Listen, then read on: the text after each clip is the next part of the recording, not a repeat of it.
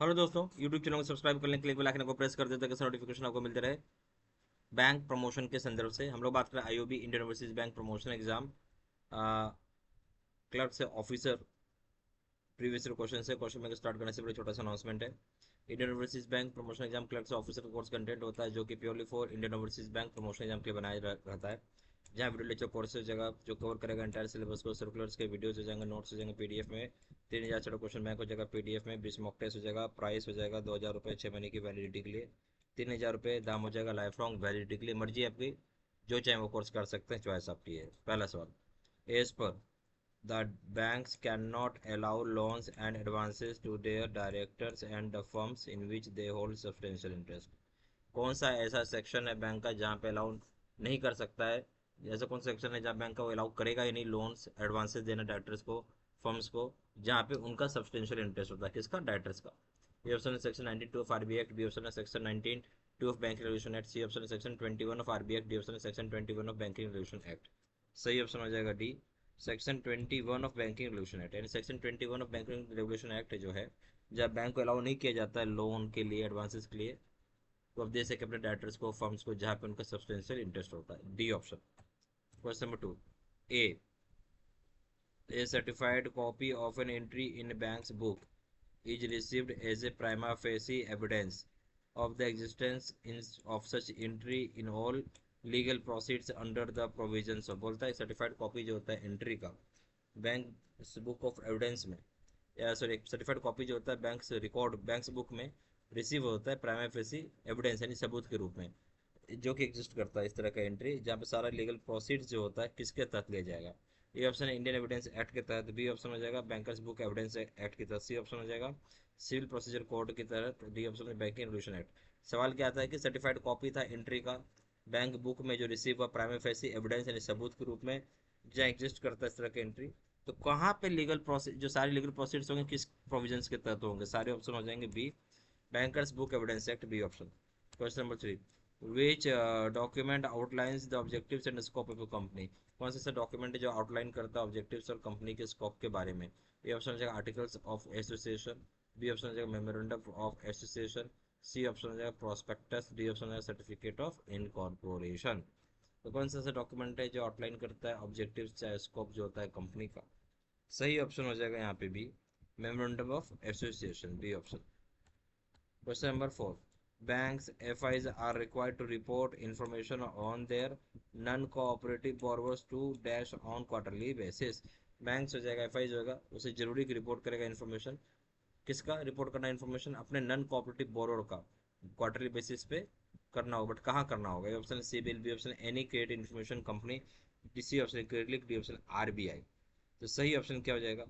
तो जो credit information sorry जो बैंक हो जाएगा, फाइनेंशियल इंस्टीट्यूशन हो जाएगा, यानी जरूरी रिपोर्ट करेंगे अपना नॉन कोऑपरेटिव, किसका रिपोर्ट करना? नॉन कोऑपरेटिव बोरोर्स का क्वार्टरली बेसिस में कहाँ करना है रिपोर्ट? आपको क्लिक में करना है, सी ऑप्शन।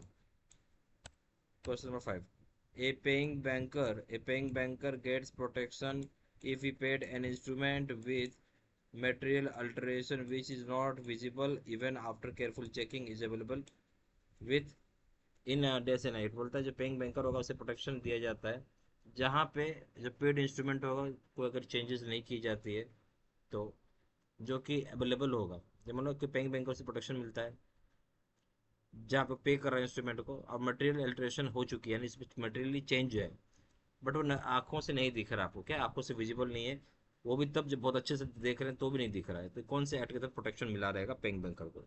सही आंसर हो जाएगा इसका सी, सेक्शन 89 के तहत मिलेगा, सी ऑप्शन।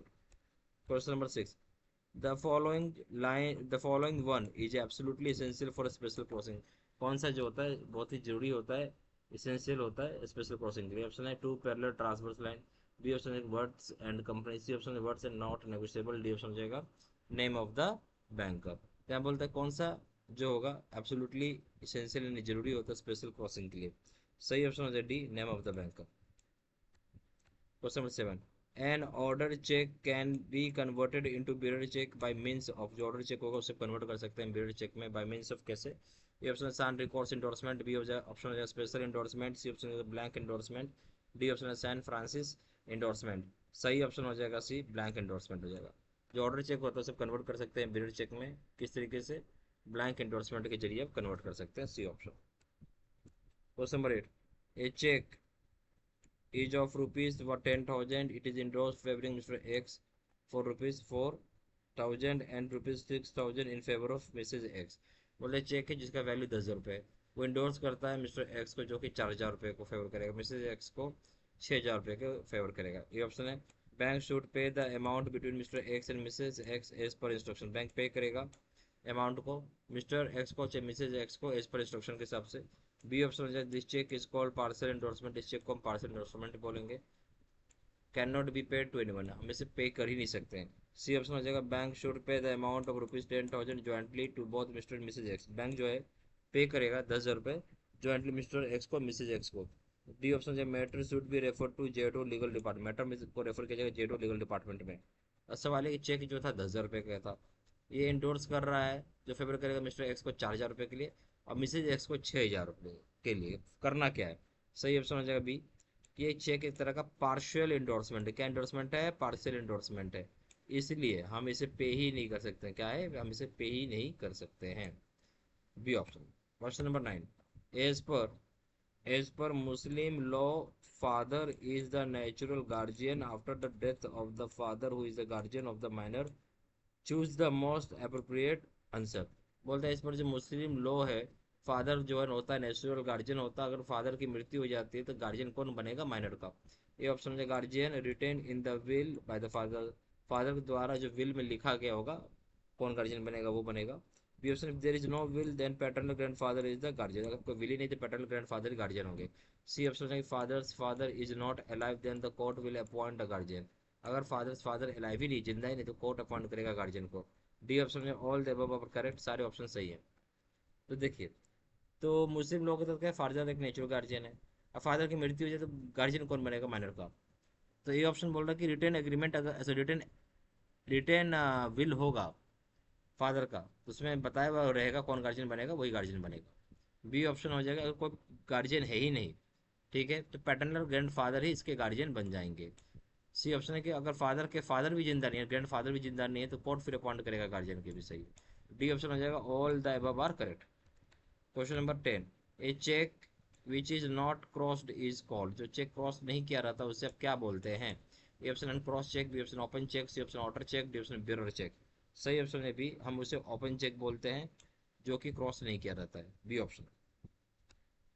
यहाँ पे जगह IOB Indian overseas bank promotion exam clerk से ऑफिसर के लिए कोर्स कंटेंट होता है जो कि purely for Indian overseas bank exam के लिए बनाया जाता है।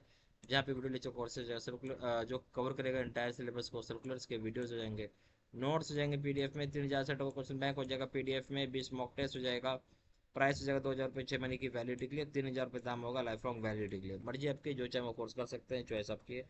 ज़्यादा जानकारी के लिए व्हाट्सअप कर सकते हैं, नंबर हो जाएगा 4x9675127, या फिर वेबसाइट में जाकर डायरेक्टली ऑनलाइन ऑर्डर प्लेस कर सकते हैं। वेबसाइट हो जाएगा www.jbcstudymaterial.com, email I D 67803@gmail.com। ये सारी इन्फॉर्मेशन मैंने इसी वीडियो के डिस्क्रिप्शन बॉक्स में डाल दिया। Thank you very much.